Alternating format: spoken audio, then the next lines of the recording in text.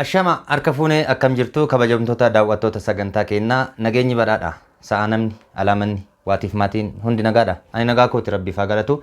Kun sagantaa YouTube chaanaalii Kushland irraa isiniif darbudha. Ani Abdiin jedhama. Guyyaa har'aa qophii tokko isiniif qabadhee dhiyaadhee jira. Innis maal yoo jettan waa'ee uumamaa yookiin ammoo uumaa wanta Rabbi uume keessaa wantoota baay'ee nama dinqisiisu wantoota baay'eetu jira. Isaan keessaa bineensota baay'ee garraamii ta'an yookiin allaattiiwwan keessaa allaattiiwwan baay'ee garraamii ta'an hedduutu jiru. Isaan keessaa bineensota lama fudhannee ilaalla. Innis bineensa keessaa bineensa tokko, allaattiiwwan keessaa immoo allaatti tokko fudhannee ilaalla. Maali dandeettiin isaanii, uumamni isaanii, haalli kalaqa bineensota kanaa maal fakkaata waan jedhu irratti sagantaa tokko qopheessee jira. Hamma dhuma sagantaa keenyaatti na faana turaan afeerraa kiyya. Bineensota addunyaa kana keessa jiran keessaa kan Rabbiin dandeettii addaa isaan gonfachiise hedduu akka ta'an beektu mee isaan keessaa bineensota lama haa ilaallu.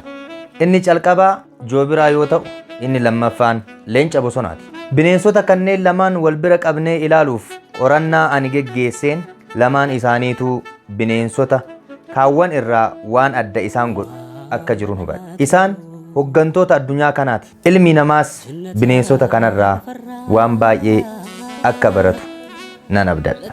Kanaaf amala yookaan uumama bineensota kanaa akkasumas ilaalcha isaan qaban hubachuun barbaachisaadha. Egaa wanti ani dhuma irratti irra gahe tokko lameen isaaniitu mootii mootummaa maatii isaanii akka ta'anidha. Risaan mootii mootummaa simbirroota hundaa yoo ta'u, leenci mootii mootummaa bineensota bosonaa. Mee waa'ee leencaa irraa xiqqoo haa haasofnu. Leenci dandeettii hoogganuu, dursuu, moo'achuu kan qabu. Kun immoo kan mul'isu ilaalcha isaati. Kana jechuun hoogganaan yookiin dursaan tokko wanti inni namoota biroo irraa adda isa godhu ilaalcha isaati jechuudha. Leenci bosona dukkanaa'aa fi sodaatamaa sana keessatti mootii bineensota hundaati. Kun ilma namaatiif jajjabina ta'a jedheen yaada. Maaliif seetan? Bineensota bosona keessa jiraatan keessaa leenci bineensa isa dheeraa miti. Bineensota bosona keessa jiraatan keessaa leenci bineensa isa furdaas miti.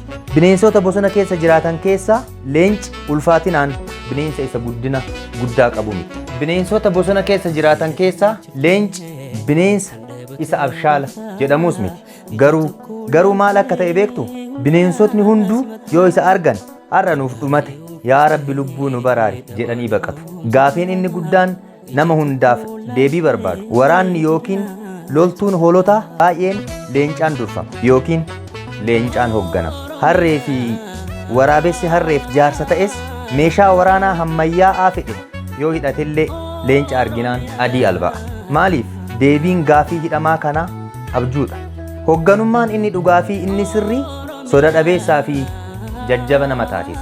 Hoogganummaan wanta hangas humna qabudha. Hoogganummaan osoo gara iddoo qubannaa namoota yaaddoo garagaraatii fi dhiphina garagaraatiin bakka tokkotti walitti qabamanii jiranitti erginee fi daqiiqaa muraasaaf akka hubatan ta'e namoonni sunniin namoota ajaa'ibsiisoo fi humna qabeessoo ta'an jedhee yaada. Sababni isaas hoogganummaan yookiin injifannoon waan hunda waan ta'eef. Leenci kanaaf mootii bineensota bosonaa hundaa ta'e. Akkuma risaan mootii allaattiiwwan samii keessaa hundaa ta'e. Kun maaf ta'e seetan? Sababa wanta jecha tokkoon ibsamu qofaatiif.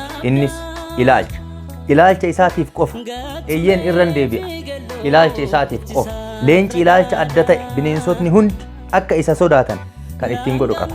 Garuu nuti ilmi namaa sodaataa hoogganamuu hin barbaannu. Wanti nuti sodaannuuf kabaja waan kennuuf. Kanaaf inni tokko hoogganaa keenya akka ta'u carraa laatineef jechuudha.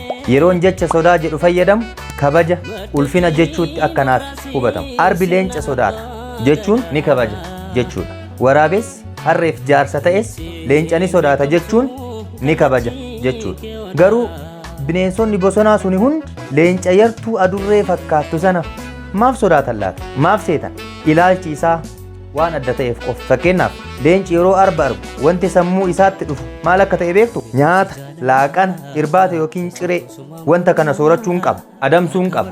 Dhumate ilaalcha kanaan ala ilaalcha inni qabu hin jiru. akkuma itti yaadettis isaan adamsu. Arbi garuu furdaadha, baay'ee guddaadha, akkasumas baay'ee jajjaba, humna guddaas qaba. Abshaalas garuu arbi yeroo leenca argu wanti sammuu isaatti dhufu maal akka ta'e beektu? Adamsaa, nyaataa yookiin ajjeesaa akka ta'etti leenca kan hubatu.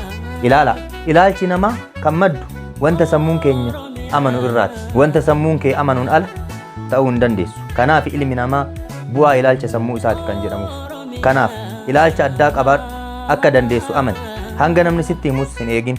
Keessi kee humna addaa ta'e kan ukkaamame, keessa keetti kan dhokate baay'eetu jira. Fonqolchii baas, raajii sittiin hojjedhu.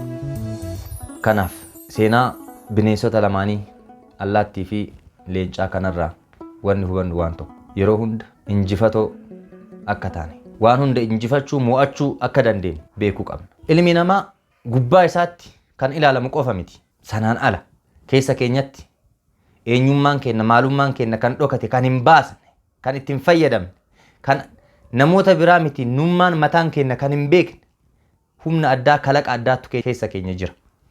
Isa sana baasnee itti fayyadamuu qabna. Eeyyeen leenci yookiin joobiraan bineensota yookiin allaattiiwwan jiran hunda caalee miti, yookiin wanta addaa isaan irraa argatee miti, ilaalcha isaaniiti. Joobiraan allaattii miti, bineensa guddaa jedhamu, bineensa hamma hoolaa ga'u, hoolaa dabalatee soorachuu, adamsuu ni danda'a. Nan danda'a jedhee ilaalcha akkasii qabatee socho'a waan ta'eef. Seenaan tokko jira. Seenaa sana keessatti joobiraan umriin isaa waggaa 70 ol jiraachuu danda'a. Giddu galeessaan garuu waggaa 40 erga jiraate booda baay'ee dadhaba, baay'ee dullooma. Waggaa 30 itti dabalee jiraachuuf maal gochuu akka qabu beektu? Qumbii isaa kan ittiin sooratu yookiin kalaadaa isaa gaafa dulloomu waggaa 40 booda lukti isaa, qeensi isaa baay'ee itti guddata. Qeensi isaa akka ittiin adamsuu hin dandeenyetti, afaan isaallee, qumbiin isaallee akka wanta tokko soorachuu hin dandeenyetti baay'atee jal'atee gara jalaatti garagala. Joobiraan waggaa 70 yoo jiraachuu barbaade carraan inni qabu waa lama.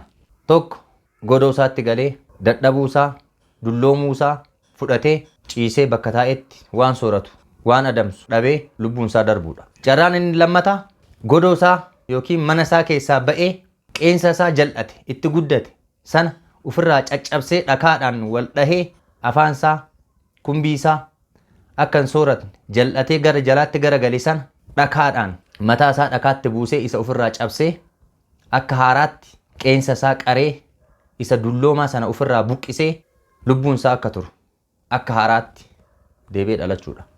Kana gochuuf joobiraan maal akka godhu beektu? Gaara dheeraa guddaa jedhamu irratti fiixee isaa irratti ba'ee achirraa gara gadiitti lafatti uf darba. Konkolaatee dhakaadhaan wal dhahaa qilee sanarraa gara gadii akka bu'uuf godha. Kun maaliif isa fayyada? Qeensi isaa, qumbiin isaa inni dulloome, inni baay'ee itti guddate akka adamsu, akka sooratu, isa dhoowwu sun akka irraa caccabu isa taasisa. Ilaala, kun ilaalcha isaati. Kanaaf waggaa 30 dabalata jiraachuu danda'a jechuudha joobiraan. Ilmi namaa kanarraa wanni baratu jira. Namni hundi bu'aa bayii hedduu keessa darba, rakkina hedduu keessa darba. Garuu iddoo barbaade sana ga'uuf abdii kutachuu hin qabu. Akka haaraatti deebi'anii dhalachuun hin danda'amu. Akka joobiraatti. Akkuma isiniin jedhe, leenci guddinaan bineensota hunda kan caalu miti. Ulfaatinaanis bineensota kaawwan kan caalu miti. Arbi isa caala. Sattawwaan dheerinnaan leenca caala. Roophiin guddinaan, furdinaan leenca caala. Garuu bineensi leenci hin adamsine hin jiru. Bineensi leenca hin sodaanne hin jiru. Akka bineensonni hundi isa sodaatan kan godhe waan biraa miti. Ilaalcha leenci ufiif qabu qofa. Eeyyeen yoo nuti jabaadha, cimaadha, injifataadha uf hin jenne namoonni biraas akkasumatti eeyyeen ati wanta ati jetteedha nuun jedhu. Garuu yoo nuti hin danda'u, ani kana gochuu hin danda'u, ani humna hin qabu, ani nama hin qabu, ani qarshii hin qabu, wanta kana gochuudhaaf dandeettii hin qabu, muuxannoo hin qabu yoo nuti jenne namoonni biraas eeyyeen ati sirriidha, kana hunda hin qabdu, hin dandeessu nuun jedhu. Garuu jireenyi faallaa kanaati. Bu'aa bayii dadhabina barbaada. Dadhaban malee waa bira ga'uun hin danda'amu. Tarii karaa qaxxaamuraatiin ta'uu danda'a. Inni immoo baay'ee turuu hin danda'u. Kanaaf kabajamtoota daawwattoota sagantaa kana. Seenaa kanarraa waan baay'ee barattan jedheen yaada. Iyyeen seenaa barsiisoo akka ta'es nan abdadha. Kanaaf namoonni chaanaalii kanaaf haaraa taatan chaanaalii kana subscribe like gochuudhaan mallattoo bilbilaa tuqaa. Maaliif jennaan yeroo garagaraatti qophiileen garagaraa ani sagantaa kanarratti hojjedhu akka isin qaqqabuuf isin fayyada waan ta'eef. Kushla YouTubein kun YouTube keessan. Chaanaaliin kun chaanaalii keessan. Ani abdiin jedhama. Raanaaf bulaa. Deebanaa.